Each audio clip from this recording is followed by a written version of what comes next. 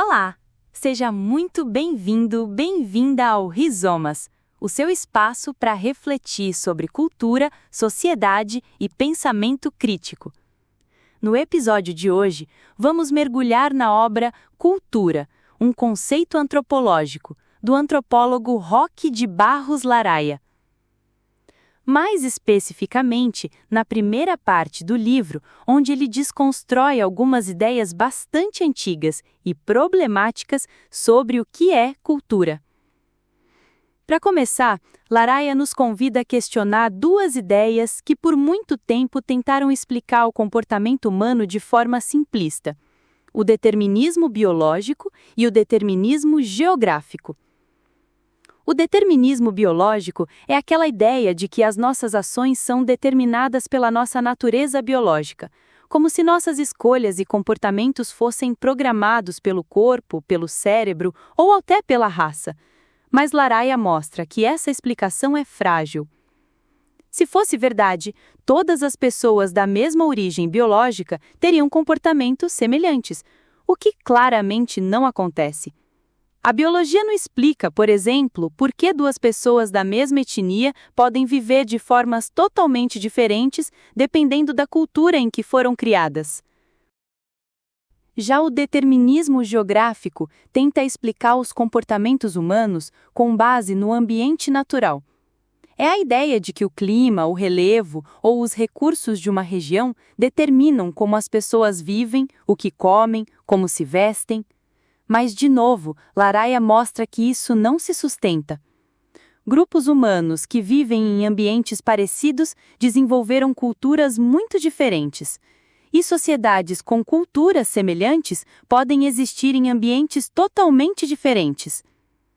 Essas duas teorias, a biológica e a geográfica, são, na visão de Laraia, reducionistas. Elas tentam explicar a cultura por um único fator, ignorando a complexidade do comportamento humano.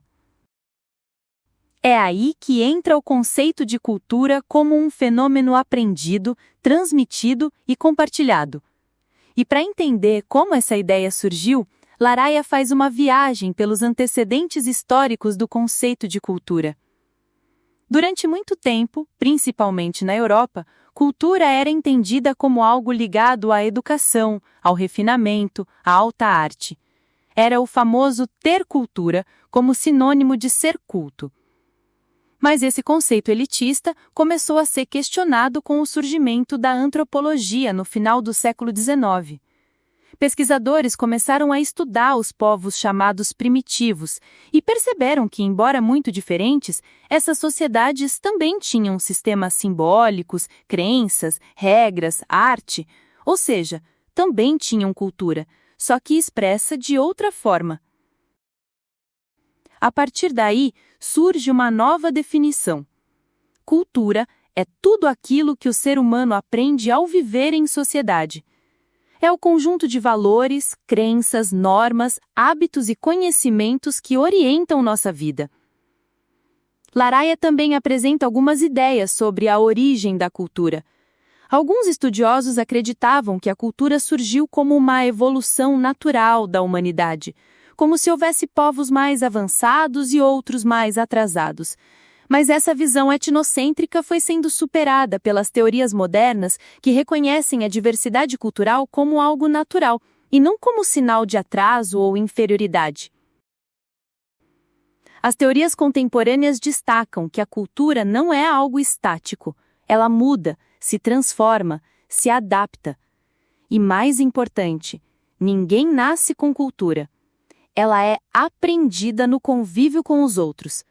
É por isso que, segundo Laraia, um bebê japonês criado no Brasil vai se tornar brasileiro, e vice-versa. Não é o sangue, nem o lugar, mas sim a cultura que molda a gente. No final das contas, o que Laraia nos mostra é que entender a cultura é fundamental para entender o ser humano. A gente não pode reduzir o comportamento das pessoas à genética ou ao ambiente.